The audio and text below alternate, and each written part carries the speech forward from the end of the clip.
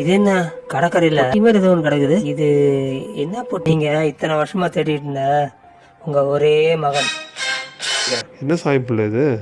ஏதோ சுரங்கம் மாதிரி இருக்கு. நம்ம வீட்டுக்கு கீழே இப்படிலாம் ஒரு இடம் இருக்குதா? இடம் சுத்தி பெரிய அரண் இருக்குது. அதுல பெரிய பெரிய முதலையா தீனி போட்டு வளர்த்து வச்சிருக்கேன். எவனா உள்ள இறங்கினானா செத்துதான் போவான். குடிச்சு குடிச்சு எப்படி எலும்பு கூட போயிட்டேன் பாரு. என்ன இது? இங்க இந்த பெட்டிக்கு எப்படி தீனி கொடுக்கணும்னு எனக்கு தெரியும். அந்த புதையல் பெட்டி மேல ஆசைப்படலைன்னா அவங்க உயிர் தப்பும். எனக்கு அருமையான மனுஷக்கறி கிடைச்சிடுச்சு. தின்னதுக்கு அப்புறம் அடுத்த உயிரை நாம தேடி கண்டுபிடிக்கலாம்.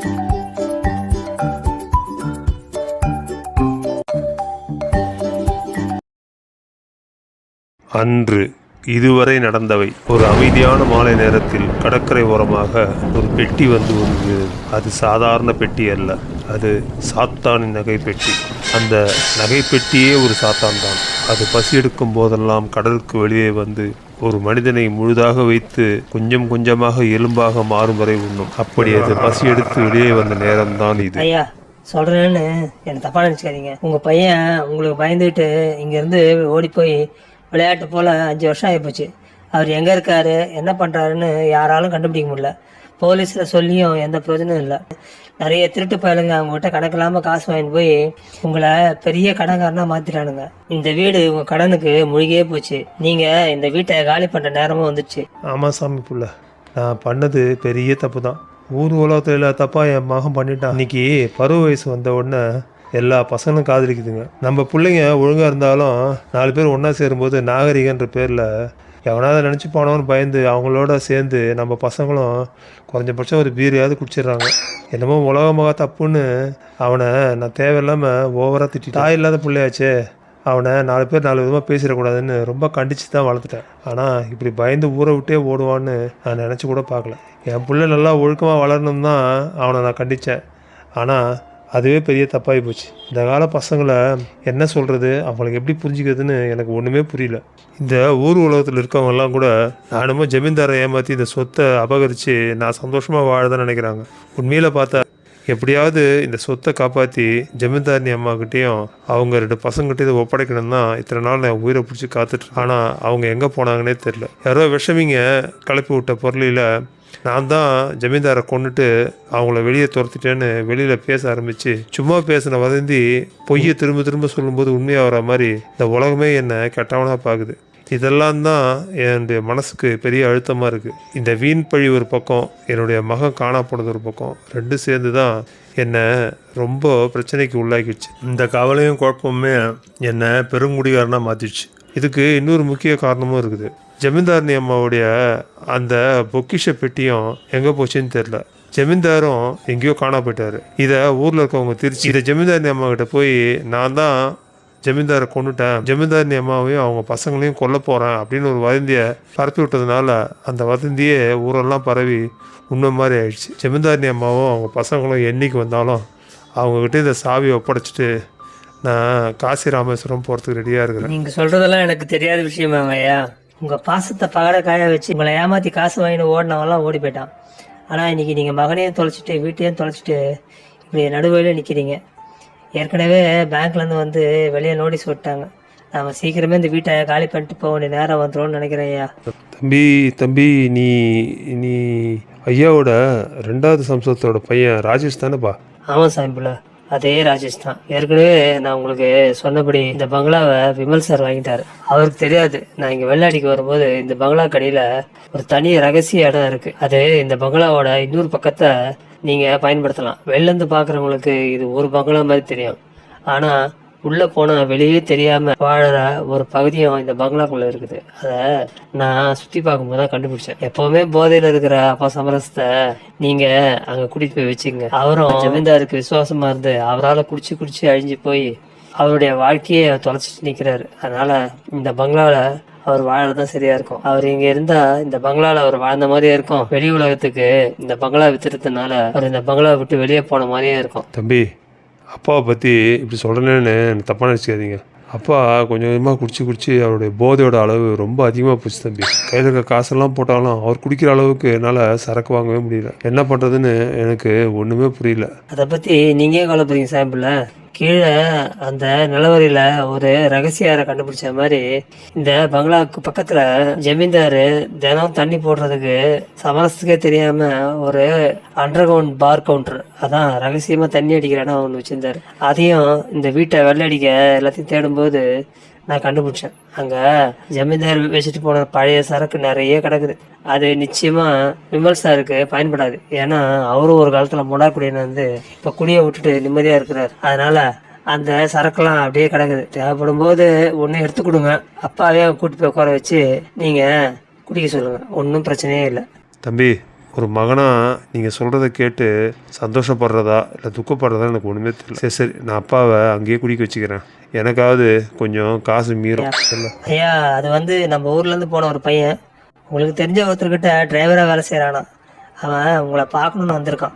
என்னால் இப்போது யாரையும் பார்க்கவும் முடியாது, பேசவும் முடியாது. சமீபுள்ள எனக்கு டயாலிசிஸ் முடிஞ்ச உடனே தொண்டையும் பிடிச்சிக்குது, ஜுரமும் அடிக்குதுன்னு உனக்கு தெரியாதா? பணம் இருந்த வரைக்கும் பெரிய ஹாஸ்பிட்டலில் வசதியாக பார்த்துக்கிட்டோம். என்னை பொறுத்த வரைக்கும் பணம் இல்லாதவங்களுக்கு நோயே வரக்கூடாது. இல்லை இப்படி ஊர் பெருமைக்காக வச்சுட்டு நோயை நாம வர வச்சுக்கூடாது. நான் படுற கஷ்டம் என் எதிரி கூட வரக்கூடாது. ஐயா, உங்களால் முடியாதுன்னு தெரியும். ஆனால் உங்கள் மகனை தொலைக்க காரணமாக இருந்த அந்த விமலை நீங்கள் மறந்துருக்க மாட்டீங்க. இந்த பையன் அந்த விமல் கிட்ட தான் டிரைவராக வேலை செய்கிறான். அப்படியா? அப்படியா? சரி, உடனே வர சொல்லு. சீக்கிரம் நான் அவனை பார்க்கணும். வர சொல்லு. அன்று என்னடா இது, காடெல்லாம் சுற்றி தெரிஞ்சிட்டோம். இன்னைக்கு ஒரு மீன் கூட கிடைக்கல. இன்னைக்கு வீட்டுக்கு சமைக்க என்னத்தான் வாங்கிட்டு போகிறதுன்னு தெரியல. வீட்டுக்கு போனால் பொண்டாட்டி வேற கத்த போறா. இது என்ன, கடற்கரையில் ஒரு பொட்டி மாதிரி ஏதோ ஒன்று கிடக்குது. இது என்ன பொட்டி? சரி, போகிற வழியில தான் சந்தை. யாராவது இச்சவன் கச்சானா அவன் தள்ளதை கட்டிடுவான். அந்த காசை வச்சு இன்னைக்கு வீட்டுக்கு எதையாவது சமையல் பொருள் வாங்கிட்டு போவோம். இன்னைக்கு வெறுங்க ஆட்டின்னு போனோம், பொண்டாட்டி நம்மளை ஒரு வழி கொண்டு வா. சிவனையா, இதை சொல்றேன்னு தப்பா நினைச்சுக்காதீங்க. 1000 பவுன் நகை எடுத்துட்டு போய் உங்க பொண்ணுக்கு சீதனமா நீ கொடுக்க போறீங்க. இதை வெறும் ஒரு பையில கட்டி எடுத்துட்டு போய் கொடுத்தா மரியாதையாங்க இருக்கும். ஏதாவது நம்மளை பத்தி தப்பா நினைச்சிட போறாங்க. இதுக்கு அலங்காரமா ஏதாவது ஒரு பெட்டி கிடைச்சா நல்லா இருக்கும். பெட்டிலாம் எங்கேயா கிடைக்கும்? ஏற்கனவே இந்த ஊரில் திருடம் பயம் ஜாஸ்தி. இதில் பொட்டி வாங்கலாம் இறங்கி தேடி இருந்தான்னா நேரமாயிடும், இருட்டிடும். எடுத்துகிட்டு போய் நகைங்களை வந்து சம்மந்தி வீட்டில் ஒப்படைச்சிட்டோன்னா நம்ம வேலை முடிஞ்சிடும். இல்லைங்கய்யா, நான் சொல்றது கொஞ்சம் கேளுங்க. போற வழியில தான் இந்த வெள்ளிக்கிழமை சந்தை இருக்கும். அங்க ஏதாவது கிடைக்குதான்னு பார்ப்போம். கிடைச்சா வாங்கி எடுத்துட்டு போவோம். சரி, உன் ஆசையை கெடுப்பானே, போய் பார்க்கலாம் வா. ஏப்பா, பெட்டி ரொம்ப அழகாக இருக்குதே, எவ்வளோ விலை? ஐயா, நான் வியாபாரம்லாம் இல்லைங்க, நான் ஒரு மீனவங்க. இது என் பொண்டாட்டியோட நகை போட்டிங்க. ஒரு ஆத்திரம் அவசரம், அதுக்கு தான் விற்கிறேன். நீங்களாம் ஒரு வேலை பார்த்து போட்டு கொடுங்க. ரொம்ப நுணுக்கமாகவும் அலங்காரமாகவும் பண்ணியிருக்கு. நான் வேணா ஒரு 100 கொடுக்குறேன்.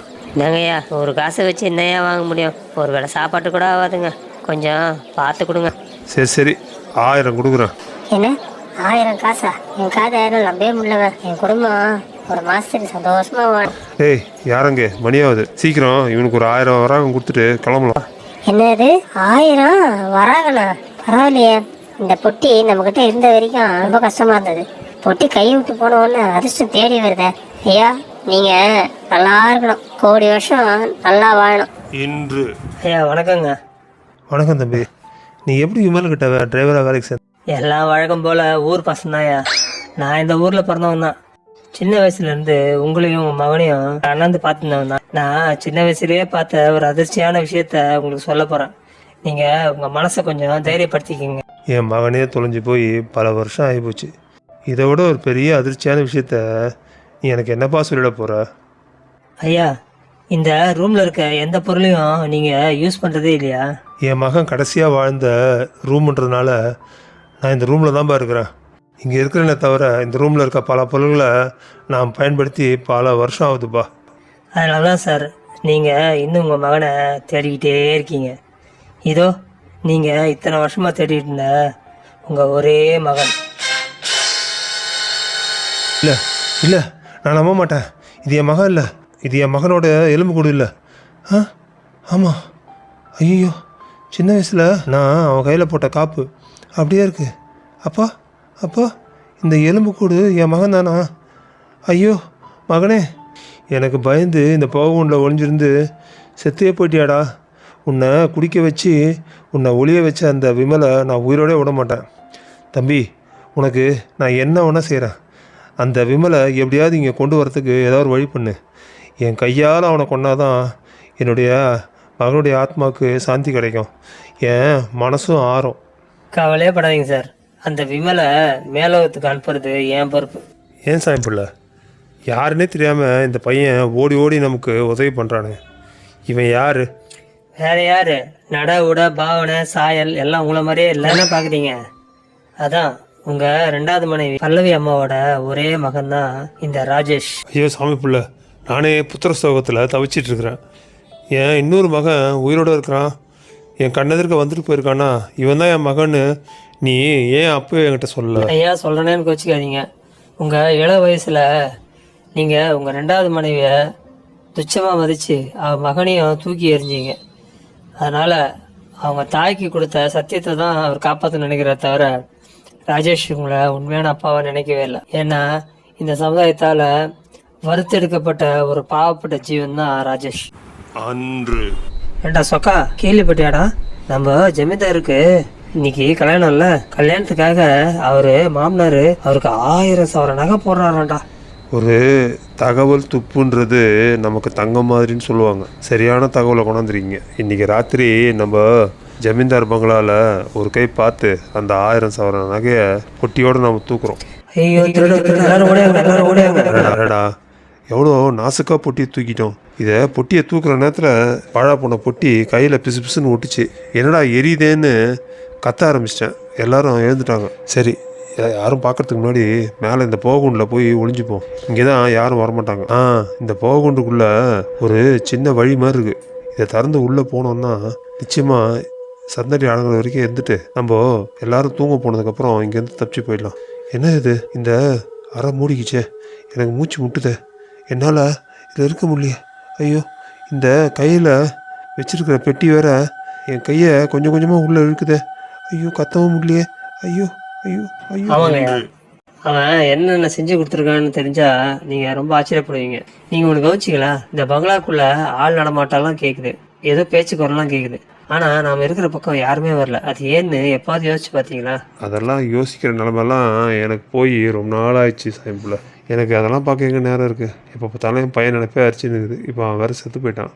அதை நினச்சி எனக்கு எல்லாமே வெறிச்சோடி போன மாதிரி இருக்குது. என் மனசில் எதுவுமே சரியாகவே தங்கி நிற்க மாட்டேங்குது. அதாங்கய்யா, நீங்க ஏதோ ஒரு கதவை திறந்து போய் வெளியே இருக்கிற விமல் குடியிருக்கிற இடத்துல இருக்கிற பார்ல போயிட்டு தினமும் தண்ணி போட்டு வரீங்க. நீங்க ஃபுல்லா குளிச்சுட்டு விழ போற நேரத்துல அதுக்கு முன்னாடி நான் ஓடி வந்து உங்களை கூட்டிட்டு வந்துடுறேன். ஓ, அதுதான் விஷயமா? ஆமாம் சாமிபுல்ல, நான் கூட நினச்சேன் உனக்கு ஏதோ பெருசாக பொக்கிஷன் கிடச்சிடுச்சுன்னு. ஏன்னா ரொம்ப காஸ்ட்லியான சரக்காக வாங்கி தெரியா, என்னால் அதான் நம்பவே முடியல. இப்போ தான் அது எப்படின்னு எனக்கு புரிஞ்சுது. நான் உங்க கூடவே இந்த ரூம்லயே இருக்கிறேன், உங்க கூடவே சாப்பிட்றேன், உங்க கூடவே தூங்குறேன். ஆனா சமைக்கிறதுக்கு பொருள் வாங்க நான் எங்கேயும் வெளியே போறதில்ல. அது ஏன்னு எப்போது கவனிச்சிங்களா? இல்லை சாமிபுல்ல, இப்போல்லாம் குடிச்சு வந்தாலே குத்து மதிப்பாக நீங்கள் வரீங்கன்னு தான் எனக்கு தெரியுது. இந்த அளவுக்கு எனக்கு போது தலைக்கு மேலே ஏறி போய் எங்கே வெளியும் போகிறதில்ல. நீ எங்கேயுமே வெளியே போகிறதில்ல, அப்புறம் சமைக்கிறதுக்கு பொருள்லாம் உனக்கு எப்படி கிடைக்குது? அது சொன்னா புரியாதீங்க. வாங்க, நானே கூப்பிட்டு போய் காமிக்கிறேன். அப்பதான் இதை பார்க்குறவங்களுக்கும் அந்த குழப்பம் தீரும், உங்களுக்கும் இந்த குழப்பம் உங்க மனசை விட்டு போகும். உங்க எல்லார் சந்தேகத்தையும் ஒன்றா தீர்த்து வைக்கிறேன். என்ன சாமிபுல்ல இது? ஏதோ சுரங்கம் மாதிரி இருக்கு. நம்ம வீட்டுக்கு கீழே இப்படிலாம் ஒரு இடம் இருக்குதா? ஆமாங்கய்யா, இது ஜமீன்தாருங்க காலத்தில் பயன்படுத்தின ரகசிய சுரங்க பாதை. அட, இந்த வீட்லேயே இத்தனை வருஷமாக இருக்கிறோம், இப்படி இங்கே ஒரு வழி இருக்கிறதே எனக்கு தெரியாது. வீட்டுக்கு பின்னாடி இருக்கிற இந்த ரகசிய கதவை திறந்தா இப்படி வெளியே வந்துடலாமா? ஜமீன்தாருக்காக நாயா உழைச்சிங்க, அவருக்காக அவர் சந்தோஷத்துக்காக குடிச்சு உங்க உடம்பையே நீங்க கெடுத்துக்கிட்டீங்க. கடைசி காலத்துல நீங்க கண்டிப்பா சந்தோஷமா இருக்கணும்ன்ற காரணத்துக்காக தான் ராஜேஷ் இந்த வீட்லயே உங்களை தங்க வச்சிருக்கேன். அதனால்தான் இந்த ரகசிய அறைக்கு பக்கத்துல வேண்டிய பொருள்லாம் கொண்டாந்து ராஜேஷ் வச்சிருவான். நான் எல்லாத்தையும் எடுத்து வந்து உங்களுக்கு சமைச்சு போடுறேன். இதாங்கய்யா இது வரைக்கும் நடந்தது. சமரசம். இப்போ என்னடா பண்ணுறது? கை கட்டினது வாய் கட்டாதுன்னு சொல்லுவாங்க. 1000 சவர நகைப்பட்டியை நம்ம கையிலேருந்து எவனோ ஆட்டையை போட்டான். அவன் நிச்சயமாக நம்ம ஜமீன் பங்களாவை தாண்டி வெளியே போயிருக்கவே முடியாது. ஏன்னா சுற்றி பெரிய அரண் இருக்குது, அதில் பெரிய பெரிய முதலையாக தீனி போட்டு வளர்த்து வச்சுருக்கேன். எவனா உள்ளே இறங்கினான்னா செத்து தான் போகணும். அதனால் அவன் இங்கே தான் எங்கேயோ ஒழிச்சு வச்சுருக்கான், இல்லை அவனே இங்கே ஒளிஞ்சிருக்கிறான். எப்படியாவது தேடி கண்டுபிடிச்சி அந்த நகைப்பட்டியை எடுத்தே ஆகணும்டா. யாராவது நகைப்பட்டியை தேடி கொடுக்குறவங்களுக்கு அந்த நகைப்பட்டியில் இருக்கிற நகையில் பாதி கொடுக்குறேன்னு ஏற்கனவே தெரிவிச்சிட்டல? ஐயா, அதெல்லாம் தெரிவிச்சு ரொம்ப நாள் ஆகுதுங்க.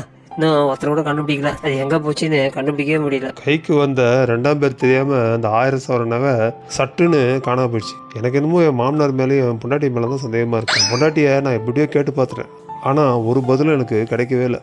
அவங்களே ஆள் வச்சு தூக்கிட்டாங்களோன்னு எனக்கு சந்தேகமாக இருந்தது. அதுதான் வாய் வயிறுமா இருந்தாலும் சரின்னு அவளை இந்த வீட்டை விட்டே துரத்தி விட்டேன். ஐயா சொல்றேன்னு தப்பா நினைச்சுக்காதீங்க. ஏதோ காக்கா உட்கார பணம் படம் இந்த கதையா இது நடந்திருக்குங்க. நிச்சயமா எனக்கு என்னமோ அம்மா அப்பாவே தான் இருப்பான்னு நினைக்கிறேன். என்ன இருந்தாலும் நீங்க கைப்பிள்ளையோடையும் வயிற்றுல ஒரு பிள்ளையோடையும் அம்மா வீட்டு விட்டு விரட்டினது கொஞ்சம் கூட சரியில்லைங்க. அதை நான் கூட நினச்சி பார்த்தேன். ஆனால் ஜமீன்தாராகிய நான் எடுத்த முடிவை எப்படி மாற்றிக்க முடியும்? சரி பிரச்சனைங்க வந்து தலையை போட்டு அமுக்குது. வா நம்ம போய் கொஞ்சம் சோமபானம் இருந்துடலாம். ஏன் சொல்றதுன்னு தப்பா நினைச்சுக்காதீங்க. எனக்கு என்னவோ வேணான்னு தோணுதுங்க. ஏன் பொண்டாட்டியும் மாசமா இருக்கா, அவ என்ன நினைச்சு ரொம்ப கவலைப்படுறா.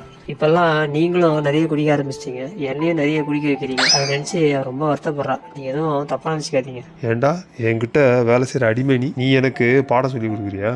நான் உன்னை குடிக்க வச்சு கெடுக்கிறேன்னு சொல்றியா? இதோட நிற்காத, இங்கேருந்து ஓடி போயிடு. ஐயா அது வந்து நான் அப்படி சொல்ல வரலங்க. சரிங்க வாங்க போய் சோமபானம் இருந்தலாம். அப்படி வா வழிக்கு. மிரட்டலன்னா நீ என் வழிக்கு வரவே மாட்டேன். சரி வாங்க ஐயா சோமபானம் செய்ய போகலாம். இன்று இந்த வீட்டில் கண்டிப்பாக யாரோ நடமாடுறாங்க அப்படின்றது எனக்கு நிச்சயமாக தெரியுது. பேச்சு குரல்லாம் கேட்குது, ஆனால் யார் எங்கே இருக்காங்கன்னு ஒன்றுமே தெரில. என்னடா விமல் சந்தோஷமா இருக்கியா? நிறைவேறாத ஆசைனால எங்கள் பங்களாவிலேயே எலும்பு கூட இப்படி ராத்திரியும் பகலமாக சுற்றிட்டு இருக்கேன். இல்லை இதெல்லாம் பொய். இல்லை இதெல்லாம் நான் நம்பவே மாட்டேன். நான் வேணா உன் கூட ஜாயின் பண்ணிக்கவா? நீ தான் எனக்கு பழக்கி விட்டுட்டிய. அதனால் யார் இல்லாத போது இந்த அறையில் வந்து தண்ணி போட்டு என்ஜாய் பண்ணுறது நான் தான். பார் குடிச்சு எப்படி எலும்பு கூட போயிட்டேன் பாரு. என்ன இது? என்னமோ தீஞ்சி போன எரியிற நாத்தடிக்குது. ஐயோ என்னது? என் சூட்கேஸ் திடீர்னு பக்குன்னு பற்றி எரியுது. இந்த சூட்கேஸில் தான் என் கேஷு, என்னுடைய ப்ராப்பர்ட்டியோட டாக்குமெண்ட்ஸ், ஏன் இந்த பங்களாவோட எல்லா டாக்குமெண்ட்ஸ் இதில் தானே இருக்குது. இப்போ பற்றி எரியுது, நான் என்ன செய்யறது? என்ன விமல் பார்க்குறேன்? நான் நினச்சா உன்னுடைய சூட்கேஸை கூட உனக்கு தெரியாமல் பற்ற வைக்க முடியும்னு எரிய வச்சு காமிச்சேன். உன்னை எவ்வளோ சீக்கிரம் நான் உன்னை எரிய வச்சு சாவடிக்க போகிறேன்னு கொஞ்சம் பொறுத்து இருந்து. இதெல்லாம் நிஜமா பையன் எனக்கு ஒன்றுமே தெரியல. இப்போ நான் என்ன பண்ணுவேன்? எப்படியாவது இந்த எலும்பு கூட்டிட்டு தப்பிச்சே ஆகணும். நம்ம பேசாமல் இந்த மொட்டை மாடிக்கு ஓடி போயிடுவோம். ஓ மொட்டை மாடிக்கு தப்பிச்சு போறியா? என் வேலைக்கு ரொம்ப வசதியாக போச்சு. அங்கே வந்து உன் கதையை முடிக்கிறேன். நேற்று அம்மாவுக்கு செஞ்சு கொடுத்த சத்தியத்தின்படி முதல்ல சந்தோஷத்துக்கு நெருக்கமாக பழகி அவனை நண்பன் ஆகிட்டான். வழக்கம் போல் அவனுக்கு சரியாக படிப்பு வராது, அதனால் போன வருஷம் ஃபெயில் ஆகிட்டான். ஆனால் எப்படியோ என் தங்கச்சியும் இந்த வருஷம் அவனோட சேர்த்து விட்டுட்டான். அவங்க 2 பேரும் எப்படியாவது ஒன்றாயிடுவாங்கன்னு நினைக்கிறேன். அம்மாவோட கனவை நானும் சாந்தியை சேர்ந்து கண்டிப்பாக முடிப்போம். அம்மா அம்மா கொஞ்சம் நில்லுங்க. நீங்கள் ஜமீன்தாரினி அம்மா தானே? நீ நீ நீ சே நீ அந்த சமரசத்தோட 2வது மனைவி பல்லவி தானே? நீ எல்லாம் இன்னும் உயிரோடு தான் இருக்கியா? என்னையும் என் குடும்பத்தையும் நட்டாத்தில் நிற்க வச்சுட்டு நீயும் உன் புருஷனும் சந்தோஷமாக இருக்கீங்களா? அம்மா நீங்கள் என்ன தப்பாக புரிஞ்சிட்ருக்கீங்க. நீங்கள் மட்டும் இல்லை, இந்த உலகமே தப்பாக தான் புரிஞ்சிட்ருக்கு. நானும் என் பிள்ளையும் தனியாக தாமா வாழ்ந்துட்டுருக்கோம். நான் உங்ககிட்ட ஒரு உண்மையை சொல்லணும்மா. இது வரைக்கும் என்ன நடந்ததுன்னா உண்மையில் இதாம்மா நடந்தது. நீ சொல்கிறது ஒன்றும் நம்புற மாதிரி இல்லையே. சமரசம் நல்லவனும் இந்த சொத்தை எங்களுக்கு கொடுக்கறதுக்காக தான் காத்துட்ருக்கானோ நீ சொல்கிறத நம்புறதுக்கு நான் ஒன்றும் குழந்தை இல்லை. இப்படிதாம்மா அவசரப்பட்டு நம்ம ஒருத்தர் சரியாக புரிஞ்சுக்காம தவறான புரிதலில் நிறைய விஷயங்களை இழந்துடுறோம். நான் என் பையனையும் ரொம்ப நாளாக பார்க்கலம்மா. உங்கள் பையனால தான் எங்கள் சந்தோஷம் செத்தான்னு நினச்சிக்கிட்டு உங்கள் பையனை கொலை பண்ணுறதுக்காக அவன் தெரிஞ்சிட்டு இருந்தாம்மா. ஐயோ நீ சொல்கிறதெல்லாம் உண்மையா?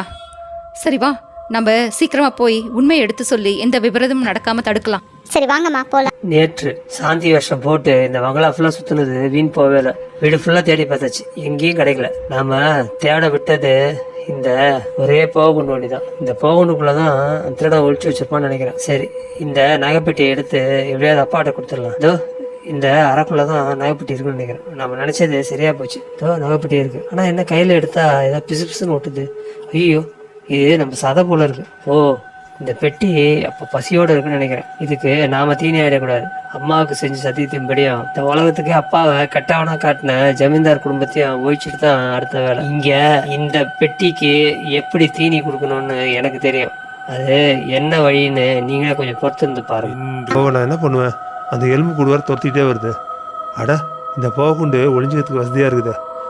இங்கே நாம் பேசாமல் ஒளிஞ்சிக்கலாம். இந்த எலும்பு கூடு தேடிட்டு போனதுக்கப்புறம் நாம் இங்கேருந்து எப்படியாவது கிளம்பி நம்ம ஊருக்கு போயிடுவோம். உடனே இந்த பங்களாவை இடித்து காலி மைதானமாக்கினா தான் எல்லாம் சரியாக வரும். இந்த பங்களாவை இடிக்கிறது தான் நம்முடைய முதல் வேலை. என்ன இது, எலும்பு கூடு துரத்திட்டு வந்த மாதிரி கேட்டுது, சத்தமே இல்லை. என்ன இது, டக்குன்னு மேலே கதவு மூடுறாம சத்தம் கேட்குது. வெளிச்சமாக இருந்த இந்த போகக்குண்டு இப்படி கும்பிட்டுட்டா போச்சே. எனக்கு மூச்சு முட்டுதே. இருமல் வர மாதிரி இருக்க. எனக்கு மூச்சு முட்டுது. என்னால் மூச்சா சரியா விட முடியலையே. நம்ம பாக்கெட்டில் லைட் இருக்கும், அதை வச்சு கொளுத்தி பார்ப்போம். அட, இது என்ன, இந்த போகக்குண்டுக்குள்ளே சின்ன வழி மாதிரி போகுது. அட, நம்ம அம்மாவோட அந்த ஆபரண பெட்டி ஏதோ இங்கே தான் இருக்குது. ரொம்ப நாள் தேடி இருந்தது, நம்ம கிடச்சிருச்சு. இனிமேல் நம்ம எல்லா பிரச்சனையும் சால்வ் ஆகிடும். ஆனால் இது இங்கேருந்து எப்படி எடுத்துகிட்டு போகிறது? இந்த போகக்குண்டோட 2 வழியை மூடி இருக்கு. நம்ம இந்த ஆபரண பெட்டி இருக்க அறையை மூடி பார்க்கலாம். என்ன அதிசயம், இந்த அறையை மூடினா மேலே இருக்கிற அந்த போகக்குண்டோட வழி திறந்துக்குது. ஓ, இந்த பொன்னாபரண பெட்டிக்கு ஆசைப்பட்டு தான் அவங்கவுங்க இதை எடுக்கிறதுக்கு முயற்சிக்கும் போது தான் மூச்சு புட்டி செத்துறாங்க பொழுது. இப்போது நமக்கு இந்த ஆவரண பெட்டி தேவையே. இப்போதைக்கு நமக்கு தேவை நம்ம உயிர் தான். நம்ம உடனே மேலே போகலாம். அம்மா, நீங்கள் இங்கே வந்தீங்க? விமல், நீ பத்திரமா மேலே ஏறி வா. எல்லாம் மேலே ஏறி வந்து அம்மா, பேசிக்கலாம். நீங்களா? இது என்ன எலும்பு கூடு பேசுது? நான் எலும்பு கூடலம்மா, நான் தான் ராஜேஷ். வணக்கம் ஜமீன்தாரனேம்மா. இந்தாங்க உங்கள் அரண்மனை சாவி. இவ்வளோ நாள் காத்திருந்த இந்த காவல்காரனுடைய வேலை முடிஞ்சிடுச்சு. இனிமேல் இந்த சொத்து எல்லாமே உங்களுக்கு தான். என்னுடைய இன்னொரு மகன் கிடச்சிட்டாலும் என் ஆசை மகன் என்னை விட்டு போயிட்டான். அவன் பிரிவு என்னால் தாங்கவே முடியாது. ஏன்னா ராஜேஷை நான் சின்ன வயசுலேருந்து கூட எடுத்து வளர்க்கல. ஆனால் என் தோல்லையும் மார்லையும் வளர்ந்தவன் சந்தோஷ். அவன் இல்லாத ஒரு வாழ்க்கையை என்னால் யோசிச்சே பார்க்க முடியல. அதனால் நான் அப்படியே எங்கன்னா கோயில் குளம்னு போய் என் காலத்தை முடிச்சுக்கிறேன். அதெல்லாம் தேவைப்படாது சமரசம். இதோ பாரு, இவனை பார்த்த பிறகாது நீ கோயில் குளம்லாம் கண்டிப்பாக போய் தான் ஆகணுமான்னு முடிவு பண்ணிக்கோ. அட, என் கண்ணை என்ன நம்பவே முடியல. சந்தோஷம் வந்துட்டியாடா? சந்தோஷம் வந்துட்டியாடா? என் மகனே, இவ்வளோ நாள் எங்கடா இருந்த? எப்படி இவ்வளோ நாள் இளமையாக இருக்கிற? எனக்கு ஒன்றுமே புரியலையே. சமரசம், பொறு.